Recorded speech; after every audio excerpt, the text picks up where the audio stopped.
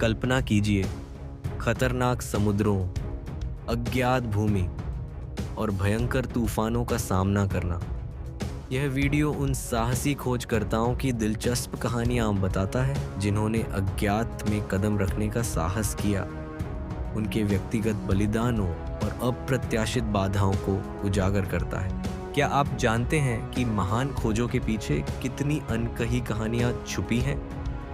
इन कहानियों में संघर्ष, धैर्य और अद्भुत खोजों की बातें शामिल हैं। तैयार हो जाइए इन खोजों के मानवीय पहलुओं को जानने के लिए। हम उन रहस्यों को उजागर करेंगे जो इन अद्वितीय यात्राओं की वास्तविकता को दर्शाते हैं। इन कहानियों में छुपे हुए तथ्यों को जानकर आप हैरान रह जाएंगे। यह समय है उन अनसुनी कहानियों को सुनने का जो इतिहास के पन्नों में खो गई थीं। इन खोजों के पीछे के संघर्ष और साहस की कहानियां आपको प्रेरित करेंगी। आइए इन अद्वितीय यात्राओं के रहस्यों को जानें और समझें। तैयार हो जाइए इन अद्वितीय खोजों की सच्चाई को जानने के लिए।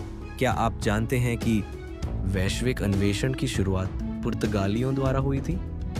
उन्होंने मदीरा और अजोरिस के अटलांटिक द्वीप समूह की खोज की। 1498 में उन्होंने भारत के लिए समुद्री मार्ग खोजा। फिर क्रिस्टोफर कोलंबस ने अमेरिका की यात्रा की। 16वीं शताब्दी में विश्व की पहली परिक्रमा हुई। इन खोजों ने नए नौसैनिक और स्थल अभियानों को जन्म दिया। अटलांटिक, हिंद और प्रशांत महासागरों में अभियान हुए। अमेरिका, एशिया, अफ्रीका और ऑस्ट्रेलिया में खोज जारी रही। 19वीं सदी के अंत तक ये अभियान चले। 20वीं सदी में ध्रुवीय क्षेत्रों की खोज के साथ ये समाप्त हुए। मैंने बचपन में क्रिस्टोफर कोलंबस के बारे में सुना था। क्या वो सच में इतने महान थे? चलिए जानते हैं। क्रिस्टोफर कोलंबस का जन्म एक इतालवी बुनकर के परिवार में हुआ था, लेकिन उनके सपनों ने उन्हें भूमध्य सागर और एजियन समुद्र की यात्रा पर प्रेरित किया। वह एक भ्रमित नायक थे जो सोचते थे कि उन्होंने दक्षिण एशिया की खोज की है, लेकिन वास्तव में उन्होंने गलती से अमेरिका की खोज कर डाली। उनकी यात्रा ने इतिहास को बदल दिया, भले ही वह खुद नहीं जानते थे। कोलंबस की कहानी हमें सिखाती है कि कभी-कभी गलतियां भी महान खोजों की ओर ले जाती हैं। पुर्तगालियों और इटली के राजाओं ने कोलंबस के एशिया के लिए सुरक्षित मार्ग खोजने के विचार को ठुकरा दिया, लेकिन स्पेनियों ने युद्ध के बाद उनके अभियान को प्रायोजित किया और कोलंबस बहामास पहुंच गए। अपनी बाद की यात्राओं में उन्होंने वेनेजुएला और क्यूबा में कदम रखा, लेकिन अपनी मृत्यु के समय भी उन्होंने यही सोचा कि यह एशिया का ही कोई भाग है। इतिहास की इस भूल ने नई दुनिया की खोज को जन्म दिया। कोलंबस की यात्रा ने दुनिया को बदल दिया। उनकी खोज ने नए व्यापार मार्गों और सांस्कृतिक आदान प्रदान की शुरुआत की। कोलंबस की कहानी हमें सिखाती है कि अस्वीकृति के बाद भी सफलता संभव है। मार्को पोलो की यात्राएं अद्वितीय थीं। उनकी सबसे बड़ी विशेषता थी उनका लिखित विवरण। जब उन्होंने इसे प्रकाशित किया तो कई लोगों ने इसे काल्पनिक माना, लेकिन अब इतिहासकार उनके विवरणों को सत्यापित करते हैं। मार्को पोलो की पुस्तक में उल्लेखित तथ्य अब प्रमाणित हैं। उनकी यात्राएं और विवरण आज भी प्रेरणा देते हैं। पोलो एक इतालवी थे। उनके पिता और चाचा एशिया में सफल आभूषण व्यापारी थे। जब वे इटली वापस आए तो मार्को पोलो उनके साथ चीन चले गए। उन्होंने अफगानिस्तान और गोबी रेगिस्तान में कठिनाइयों का पहला नज़ारा बताया। बाद में जब वे चीन पहुंचे तो कुबलाई खान ने उन्हें तिब्बत, बर्मा और भारत की यात्राओं पर भेजा।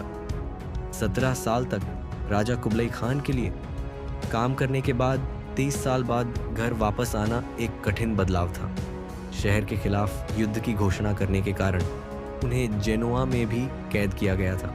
जेल के अंदर उन्होंने अपनी कहानियां the travels of Marco Polo में दर्ज की। इससे जेल से बाहर आने के बाद वे एक मशहूर हस्ती बन गए। जेल से रिहा होने के बाद वे अपनी बेटियों के साथ 25 साल और रहे। 1324 में उनकी मृत्यु हो गई। यह कहानी है एक पुर्तगाली खोजकर्ता की जिसका नाम है वास्को दा गामा। उन्होंने अपने पिता एस्टेवाओ से कम उम्र में ही जहाज चलाना सीखा था। जब राजा मैनुअल को पता चला कि भारतीय और अटलांटिक महासागर आपस में मिल गए हैं, तो उन्होंने वास्को दा गामा को भारत तक जाने वाले मार्ग की खोज के लिए भेजा। मौसम के बदलाव के कारण उनके दल के आधे सदस्य स्कर्वी रोग से पीड़ित हो गए, इसलिए दा गामा ने मोजाम्बिक में विश्राम किया, जो पुर्तगाली उपनिवेशवाद का पहला कदम था। रास्ते में वे मोम्बासा और मालिंदी में रुके और अहमद इब्न माजिद को गाइड के रूप में लिया। मई 1498 में वास्को दा गामा कोची पहुंचे। यह यात्रा पुर्तगाली समुद्री इतिहास में एक महत्वपूर्ण मोड़ थी। भारत की उनकी अगली यात्रा उनकी निर्दयता को दर्शाती है। उन्होंने मक्का से लौटते हुए जहाज पर सवार 380 मुसलमानों की हत्या का आदेश दिया और उनके दृढ़ संकल्प ने उन्हें कोच्चि में प्रमुख मसाला व्यापारी बना दिया। भारत की अपनी दूसरी यात्रा के 20 साल बाद 1524 में उन्होंने एक बार फिर भारत की यात्रा की। इस बार उम्र ने मानसिक शक्ति पर हावी हो गई। कोच्चि पहुंचते ही वे बीमार हो गए। एक कैथोलिक चर्च ने उन्हें दफनाया। बाद में उनके अवशेष पुर्तगाल वापस आ गए। सर वॉल्टर रैले का नाम सुनते ही एक बात दिमाग में आती है, महारानी एलिजाबेथ का पसंदीदा। लेकिन क्या आप जानते हैं कि वह स्पेनियों का कट्टर दुश्मन भी था? रानी मैरी प्रथम, जो कैथोलिक थी, के शासनकाल में उसके परिवार को बहुत कष्ट सहना पड़ा। इसलिए सर वॉल्टर रैले ने अपने जीवन में कैथोलिक धर्म के खिलाफ एक मजबूत रुख अपनाया। वह धर्म युद्ध लड़ने के लिए फ्रांस गए थे और ऑक्सफोर्ड में कानून की पढ़ाई भी की थी। लेकिन क्या यह सच में इतना रोमांचक है? चलिए जानते हैं। उनकी यात्रा में नॉर्थ वेस्ट पैसेज को खोजने की उनकी खोज शामिल थी, लेकिन रास्ते में स्पेनिश सेना उनके क्रोध का वाहक बन गई। वापस लौटने के बाद वह रानी का प्रिय बन गया। यहां तक कहा जाता है कि जब उसने किसी दूसरी स्त्री से विवाह कर लिया तो रानी ने ईर्ष्यावश उसे कैद कर लिया। इसके अलावा सर वॉल्टर रैले ने रोआनोक में एक कॉलोनी स्थापित की। उनकी अंतिम यात्रा दक्षिण अमेरिका की थी, जिसके बाद वेस्टमिंस्टर में उनकी मृत्यु हो गई। राजद्रोह के कारण उन्हें मृत्यु दंड दिया गया। नॉर्वे में जहाज मालिकों और कप्तानों के परिवार में जन्मे रोनाल्ड अमुंडसेन दक्षिणी ध्रुव पर जाने वाले पहले खोजकर्ता और उत्तर पश्चिमी मार्ग की यात्रा करने वाले पहले व्यक्ति थे। वह अंटार्कटिक अन्वेषण के नेता थे।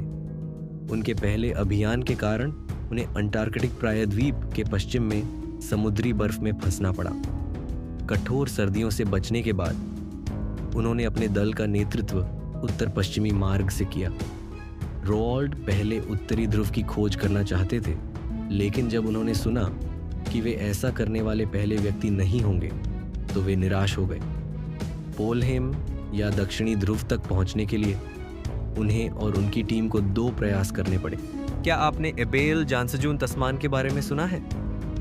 वह एक डच नाविक, खोजकर्ता और व्यापारी थे। 1642 और 1644 में उन्होंने डच ईस्ट इंडिया कंपनी के लिए यात्राएं की। वह वैन डिमेन लैंड, न्यूजीलैंड और फिजी के द्वीपों तक पहुंचने वाले पहले यूरोपीय थे। उनकी खोजों ने दुनिया के नक्शे को बदल दिया। तस्मानिया का नाम उन्हीं के नाम पर रखा गया है। उनकी यात्रा की कहानियां आज भी रोमांचित करती हैं। विडंबना यह है कि डच ईस्ट इंडिया कंपनी के दृष्टिकोण से तस्मान के अन्वेषण निराशाजनक थे। उन्हें न तो व्यापार के लिए कोई आशाजनक क्षेत्र मिला था और न ही कोई उपयोगी नया शिपिंग मार्ग। कंपनी ने इसे मामूली रूप से स्वीकार किया, लेकिन कुछ हद तक नाराज थी। तस्मान ने जो जमीनें खोजी थीं, उनका पूरी तरह से अन्वेषण नहीं किया। उन्होंने फैसला किया कि भविष्य के किसी भी अभियान के लिए एक अधिक लगातार खोजकर्ता को चुना जाना चाहिए। एक शताब्दी से अधिक समय तक, जेम्स कुक के युग तक, तस्मानिया और न्यूजीलैंड का यूरोपीय लोगों द्वारा दौरा नहीं किया गया था। मुख्य भूमि ऑस्ट्रेलिया का दौरा किया गया था, लेकिन आमतौर पर केवल दुर्घटनावश। जेम्स कुक एक बहादुर कप्तान थे। यॉर्कशायर में एक खेतीहर मजदूर के बेटे के रूप में उनका जन्म हुआ। व्हिटबी में एक जहाज मालिक के पास प्रशिक्षु के रूप में काम किया। ब्रिटिश नैनी में शामिल होकर जहाज के मास्टर बने। 7 साल के युद्ध के बाद न्यूजीलैंड और ग्रेट बैरियर रीफ की खोज की, अंटार्कटिका का दौरा किया और टोंगा के एस्टर द्वीप की खोज की। दक्षिणी महाद्वीप की पौराणिक मान्यता को ध्वस्त किया, दुनिया के नक्शे में खाली जगहों को भरा। केला के कुआ खाड़ी के स्थानीय लोगों के साथ लड़ाई में उनकी मृत्यु हो गई। मैंने सर फ्रांसिस ड्रेक के बारे में सुना था। क्या ये सच में उतने ही महान थे जितना लोग कहते हैं? चलिए जानते हैं। 16वीं शताब्दी के दौरान स्पेन और इंग्लैंड के बीच संबंध मधुर नहीं थे। सर फ्रांसिस ड्रेक, एक साहसी नाविक, अफ्रीका की यात्रा पर निकले। वहां उन्होंने एक सफल दास व्यापारी के रूप में अपनी पहचान बनाई, लेकिन 1568 में स्पेनिश सेना ने उन्हें घेर लिया। यह घटना उनके जीवन का एक महत्वपूर्ण मोड़ साबित हुई।